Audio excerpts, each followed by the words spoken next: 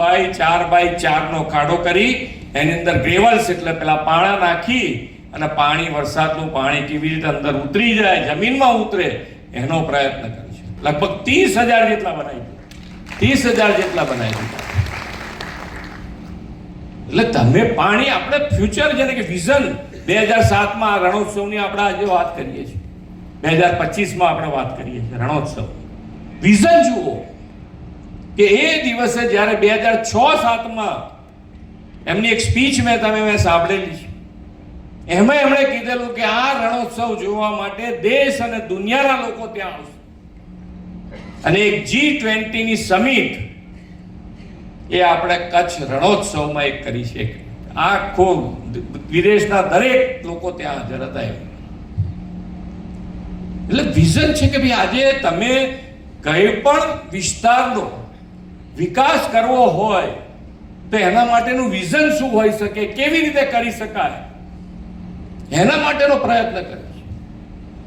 ઘણી વખત હજુ પણ ક્યાંક ને ક્યાંક ડોક્ટરોની મુશ્કેલી, સ્વાસ્થ્ય માટે તકલીફ પડતી હશે, હેલ્થ સેન્ટર ઉપર બૂમ પડતી હશે. એની મૂળ જોઈએ આપણે તો કેમ આટલી બધી તકલીફ પડે છે. તો ગુજરાતમાં જ્યારે માન્ય વડાપ્રધાન શ્રી અહીંયા મુખ્યમંત્રી હતા ત્યારે 1175 સીટ હતી મેડિકલની. કેટલી? 1175. અને મેડિકલની સીટ એટલી બધી નથી જતી, એના માટે દરેક વ્યવસ્થા ઊભી કરવી પડે. અને એ વ્યવસ્થા માન્ય વડાપ્રધાન શ્રીએ જે વખતે મુખ્યમંત્રી હતા ત્યારે શરૂ કરી અને દરેક જિલ્લે એક મેડિકલ કોલેજો બનાવી અને આજે લગભગ 7,000 થી વધારે ડોક્ટરો દર વર્ષે મળે. હવે નજીકમાં છે, હવે નજીકમાં છીએ આપણે કે દરેક હેલ્થ સેન્ટર ઉપર આપણને ડોક્ટરની તકલીફ નહીં પડે. ડોક્ટર એવી વસ્તુ નથી કે ભાઈ રાતોરાત આપણે ક્યાંક પ્રોડક્ટ કરીને આપણે મૂકી દઈએ. એના માટેની વ્યવસ્થા ઊભી કરવી પડે. ધંધા રોજગાર માટેની વ્યવસ્થા શરૂઆતથી એમણે હર હંમેશ માટે આખું ગુજરાત વિચાર્યું. એક માત્ર અમદાવાદ શહેર કે બરોડા શહેર કે સુરતનો વિચાર કરીને ક્યારેય કામ નથી કર્યું.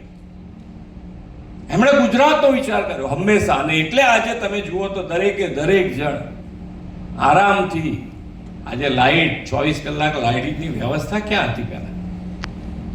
પણ આખા ગુજરાતમાં એ હતા તારે જ વ્યવસ્થા કરી. તો આજે તમને જીઆઈડીસી લઈ આવ્યો છો તો તમને ખબર છે કે લાઇટ, પાણી ને રોડની વ્યવસ્થા છે એટલે જીઆઈડીસી નો વિચાર આવે. નહીં તો વિચાર કેવી રીતે? લાઇટ જ ના હોય તો કોણ ધંધો કરવાનો? કેવી રીતે ધંધો કરવાનો?